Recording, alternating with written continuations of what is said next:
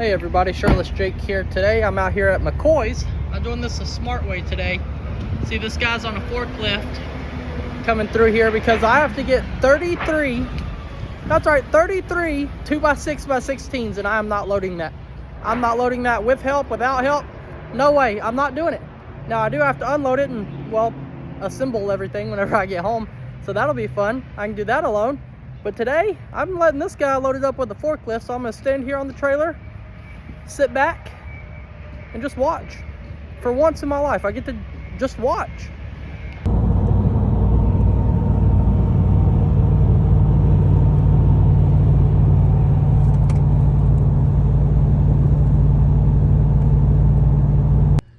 We made it home with all the boards, and I know y'all are probably wondering, Jake, how did you know that you needed 33 of them? I'm gonna show y'all a cool trick with the tape measure that I learned. Brienne left her box of Funyuns out here. But first I gotta run Bree's breakfast over to her. Every time I go somewhere, she always has me bring her food. Why do I always gotta bring Brienne food? It's ridiculous. I'll drop this off and we'll get back to work. Okay, so now it's time to lay out floor joists. So I already have these marks on here, but check this out. You put the tape measure right there and you run it down. I'm not gonna run all the way down. I'm just gonna set it right here for now. But check this out. Floor joists go 16 inches apart. So to make it easy on a tape measure, they make the numbers red every 16 inches. So it'd be 16, 32, 48, 64, 80. So it makes it really easy to just keep on going down your tape measure and mark where every red number is, and that's exactly where your floor joists go. And those are gonna run this way, okay? So that's gonna give you another 6 inches in height. So I'm gonna kind of take a minute here and explain the method behind the madness, because I have had a billion questions about, Jake, you're not setting the new part even with the old part.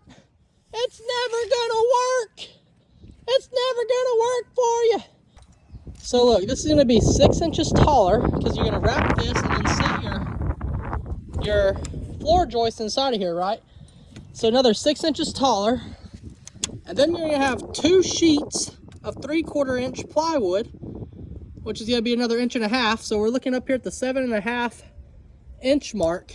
So the real new height of the floor is gonna be about right here. So if you look, it's still not even with this house here, but why? Why would it be like that? Let's just think about it, okay? So let's use this for an example. Say that this is the old house. This board is the old house. No, you know, let's go to the actual house. Let's go to the actual house. Say that's the old house, and this is the new part. And if we come straight off of it like this, well, guess what? Guess what? If you come straight off of it like that, guess how your roof's gonna look? Your roof is going to be flat, just like this. And then you know what's gonna happen? Water is gonna sit on top of your roof. And say that's a screw where you have your tin on the roof. Well, over time, water's gonna sit there and it's gonna leak. And it's gonna go down through your insulation and it's gonna leak into your house. You're gonna have roof leaks. So with having a step down like this, with the house being lower, now your roof can run more like this. You see, now you have a slope. Water can run off. You're not gonna have leaking issues. Now the only thing is, whenever this floor is done, you're gonna have a slight step. You're gonna have a slight step. So it's gonna be like a staircase, like a 1-step staircase, and then into that portion of the house. So there is a method behind the madness. I cannot start doing this right now. I gotta wait a couple hours because Brinley has a little cowgirl dance today. So I put on my cowboy boots and I'm gonna go dance with her for the daddy-daughter cowgirl dance. Bye guys, have a great day, and I'll see y'all soon. All right, the dance is over. It all went good. I'm ready to start working. Well, I actually have already started working. I got my 2 boards here, as you can see, trimmed down to 16 foot exactly. We're gonna start on the back, and I'm gonna kind of go in sections. So I'll do the first one, second one, and third one. We'll break this down into 3 sections. Shouldn't be too bad. Let's get our first board here and go get it put up.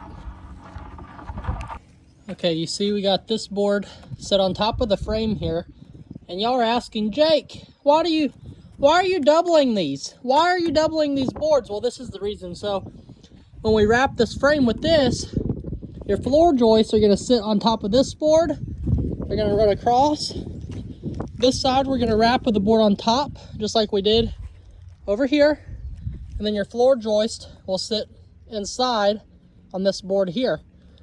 So this part of the job shouldn't be too bad. I'm gonna get the nail gun all hooked up, tack that into the back wall. I'll then put my boards coming across. Then I'll put up this one over here, and I'll finish up this section by putting the sideboard and tacking everything together.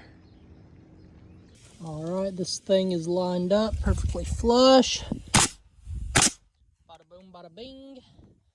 It ain't going nowhere. Now we're gonna push this up against that board. Bada boom, bada bing. It ain't going nowhere either.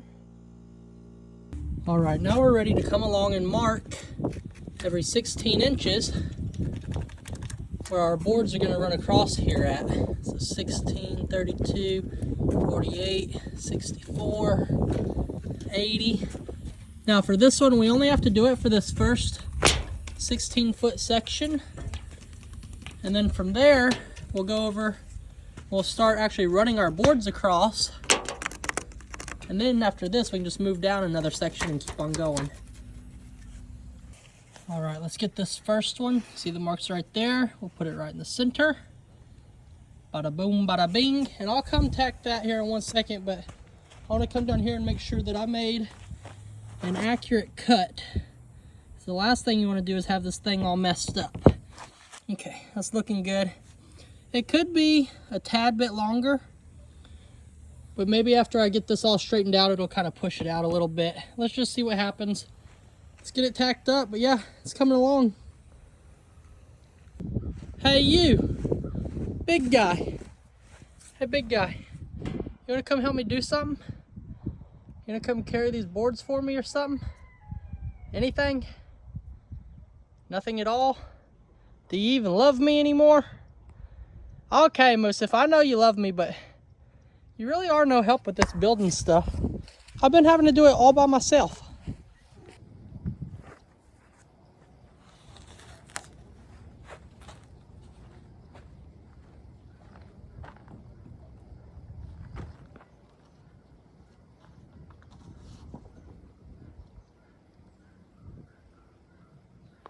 All right, now we got to get this thing adjusted to exactly where it's going to sit. We're going to peel this grass out of here too. Don't know how that happens. I don't want grass growing in the house here. Okay, that's looking pretty. We're going to make sure this is right in the middle. Bada boom, bada bing. All right, I got to tack it. Got to give it a wacky tacky. A little wacky tacky here. Make sure it's right in the middle. And it ain't gonna move. It ain't gonna move, and the first piece is set. All right, so in order to strengthen this thing up a little bit, I'm gonna move down here closer to this end. I guess the last one I have marked would be right here. It's hard to see, but I remember putting it in this stuff. That's how I knew where it was. So if I put it down here, and then down at this end, it should strengthen this thing a little bit. Should hold it a lot straighter. And from there, we're rocking, rolling, nailing, and tacking. All right, y'all, we're done. We are done, and as you can see from my hair, this has been a very stressful project. There's been a lot of this going on, like, what are we doing? But anyway, we got the entire, well, not the entire, we got one section of the floor done, and this is about the size of the bedroom. So basically, if we put a floor on this and close it in, we got a room. We got a room right here. It's been a lot of work. It's getting dark on me, so I got to run off to the Sonic, get my nightly nutrition, but we're done. We're done until tomorrow. Bye, guys. Have a great day.